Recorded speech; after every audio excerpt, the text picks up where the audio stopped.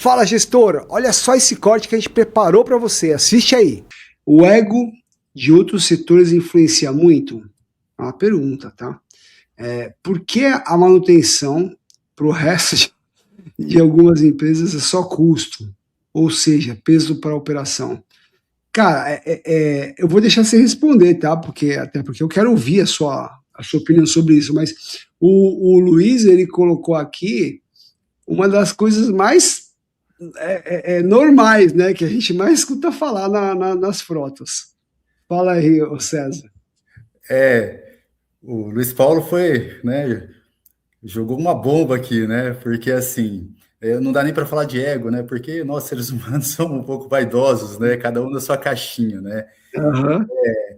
Eu já enxerguei isso dentro de empresas onde não tem uma sincronia entre os setores e que não entendem que, né, o back-office ele é muito importante para nós, né? Imagino que a disponibilidade de frota, uma manutenção de qualidade, uma manutenção preventiva, né? Você eu considero até um conforto muito grande para a operação quando você tem uma boa gestão de manutenção.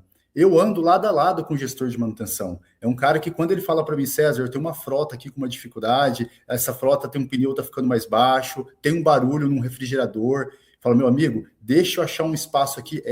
É crítico? Se for crítico, pare imediatamente. Não é crítico? Então vou achar um espaço aqui, vamos alinhar a parada desse veículo.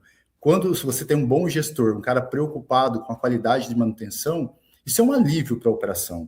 Você imagina nós assumimos um compromisso com o cliente de fazer uma entrega, né? Muitos dos colegas aqui envolvem no serviço na dinâmica vidas. Estou entregando um remédio, estou entregando uma vacina, estou entregando um oxigênio, ou que seja um alimento, né? Um insumo de um hospital. Né? Você Perfeito. imagina um caminhão desse ficar na estrada e precisar de um socorro.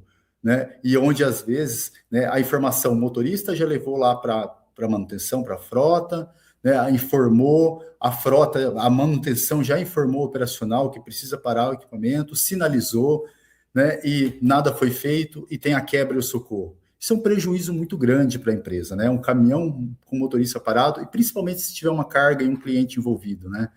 Então, assim,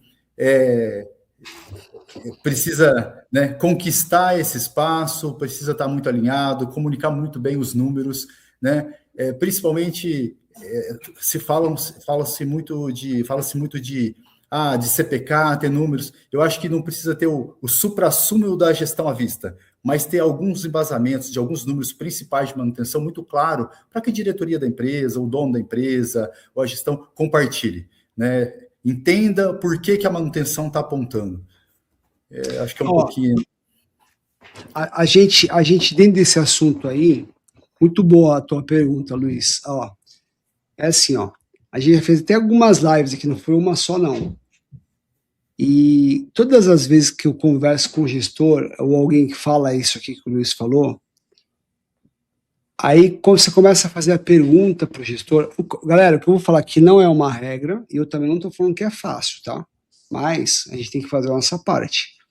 Então, o gestor reclama que o operacional não deixa parar o veículo, que a diretoria não sei o quê, que aqui não tem preventivo, o veículo só quebra, só para quando quebra, e etc, e tal e tal. Aí você faz algumas perguntas para o gestor, isso é a maioria, tá? Não são todos, mas a maioria. Assim, tá, mas você tem um plano de manutenção? Você tem ele documentado mesmo? Com previsão de data, de parada? Sabe mais ou menos quanto roda aí a tua frota? Você tem mais ou menos, ó, esses veículos vão precisar parar mais ou menos de tanto e tanto tempo. Você tem dados, por exemplo, pega as últimas corretivas.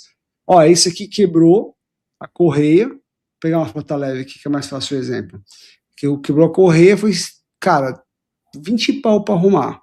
Se tivesse feito a preventiva, seria R$ 1.000. Tudo exemplo, tá?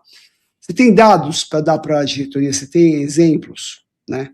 Ah, eu já falei, já não sei o que, os caras são fogo, não sei o que lá.